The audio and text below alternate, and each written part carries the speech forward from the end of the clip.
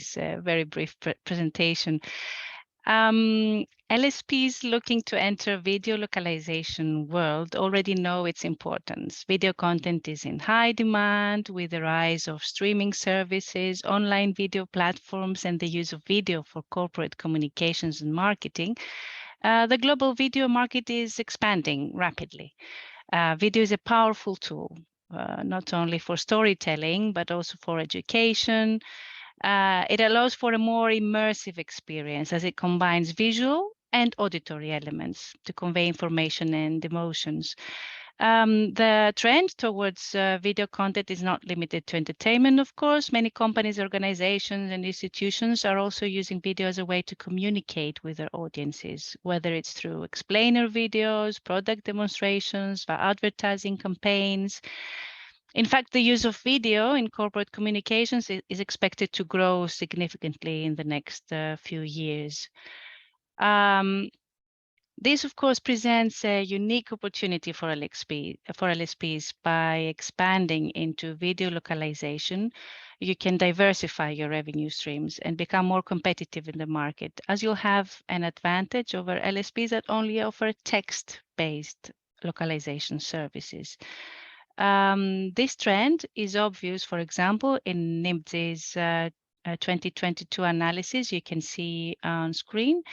This is the analysis of the language services industry. We can see that in the third place, 71.3% of the providers they surveyed provide subtitling services, and dubbing and voiceover are offered by 60.5% of LSPs.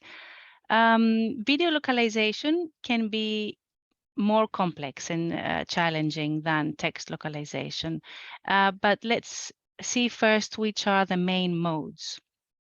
So adding text or voice to a video is normally done to make it accessible, either to audiences who don't speak the original languages, that is for translation purposes, or who do not have access to the audio or the image, in other words, for accessibility purposes, for the blind or for the hearing impaired. So we have dubbing, which is the process of replacing the original audio track with a new audio track in another language.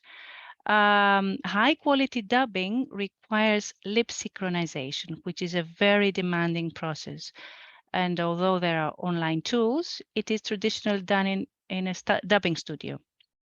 This means that we need more resources. It's a process that involves a team of voice talents, a director. It's a big, a larger team than the one in subtitling.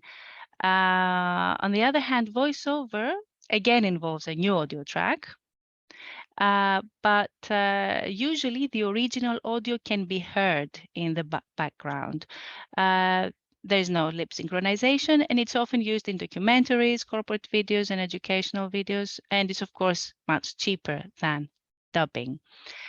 Subtitling is the process of displaying written text on a screen, and it can either be to translate the dialogue or to provide a transcription of the audio for viewers who are deaf and or hard of hearing. Proper SDH, we call it subtitling for the deaf and hard of hearing. We call it SDH, and proper SDH includes cues for plot pertinent sound effects. I'm sure you're all aware of such sound cues like a gunshot, car engine revving, music, songs, etc. And last but not least, we have audio description, which is a service for the blind.